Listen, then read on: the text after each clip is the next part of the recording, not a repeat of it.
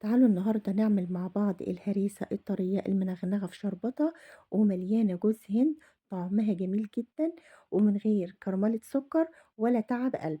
بسيطة وسهلة جدا جدا جدا، هتقومي تعمليها على طول. يلا بقى ندخل على تفاصيل الفيديو النهاردة. هبدأ أجهز الشربات: 250 جرام من السكر، عليهم 250 جرام من المية، عليهم شريحتين من الليمون. هسيبهم على النار لمدة 10 دقايق. بعد كده جبت الميزان بتاعي ووزنت 250 جرام من السكر. هصفر الميزان واوزن 150 جرام من الحليب او اللبن. بعد كده هصفر الميزان واوزن 150 جرام من السمنة البلدي. طبعا اي حلويات شرقية حلاوتها في السمنة البلدي. بعد كده هصفر الميزان وهنزل ب100 جرام من عسل الجلوكوز. طبعا رفعته على حمام بخار لغاية لما داب السكر بالشكل ده، هسيبه يبرد. وبعد ما الخليط برد جهزت معايا 80 جرام من جوز الهند و420 جرام من دقيق السميد. هضيف كده المواد الجافة على الخليط السائل واقلب كده مع بعض. طبعا مفيش اسهل من كده. هريسة هريسة سهلة جدا ومفيش اي اضافات.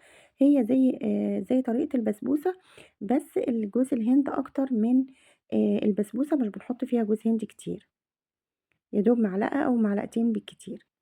بعد ما كده جهزت خليط الهريسة، جبت الصينية بتاعتي مبطناها بمعلقتين صغيرين من السمنة البلدي ودخلتها التلاجة علشان السمنة تجمد، عشان لما اجي اصب عليها خليط الهريسة السمنة ما تطلعش فوق على الوش.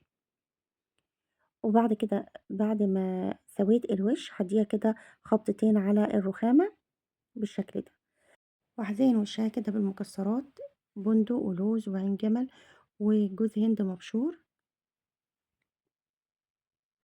وهادخلها الفرن. اول ما تاخد كده لون من الجوانب بفتح عليها شويه بتاخد اللون الجميل ده، واول ما تطلع من الفرن بسقيها بالشربات البارد. وطبعا الهريسه الناجحه بتشرب كل شرباتها. هسيبها تبرد او تهدى شويه وبعد كده نقطعها مع بعض. انا طبعا ما سبتهاش تبرد، يا دوب دفيت كده وهي دافيه بقطعها وهي دافيه. الافضل ان انت تقطعيها لما تبرد تماما. نشوف قطع مع بعض.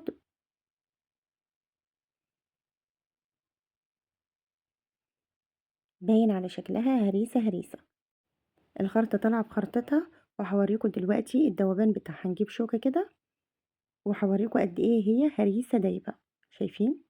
طرية جدا وفي نفس الوقت قوامها متماسك. لو خدنا قطعة كده متماسكة. لو عجبكم الفيديو ما تبخلوش عليا باللايك والاشتراك. ربنا يحسن ما بين ايديكم.